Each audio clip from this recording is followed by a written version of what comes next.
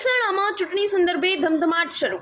Border security ફોર્સની એક platoon સાથે કડોદરા પોલીસ મથકના સંવેદનશીલ વિસ્તારોમાં ફ્લેગ માર્ચ યોજાયો. આગામી લોકસભા ચૂંટણીના પડધમ શરૂ થઈ ચૂક્યા છે.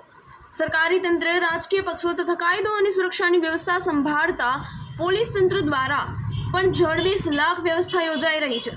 બારડોલી લોકસભા મત વિસ્તારમાં આવતા પલસાણા તાલુકાના કડોદરા પોલીસ મથક વિસ્તારમાં આજરોજ બોર્ડર સિક્યુરિટી ફોર્સ BSFની એક પ્લેટૂન આવી પહોંચતા આજે ગુરુવારના રોજ સાંજે 6 વાગ્યે કડોદરા પોલીસ મથકના તાતી થૈયા તળાવ, Soni park, main road, Kadodara, Shantinagar, Krishnanagar નહેરના માર્ગે ફરી હતી.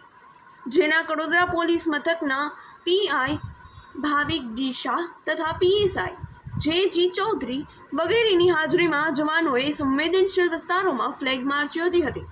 ભારત દેશની સીમાઓની સુરક્ષા કરતા જવાનોને જોઈ સ્થાનિક લોકો પણ ઉત્સાહિત થયા હતા, જ્યારે અસામાજિક તત્વોના ફફડાટ વ્યાપી જવા પામ્યો હતો. રિપોર્ટ રાજદીપ બારૈયા, પલસાણા.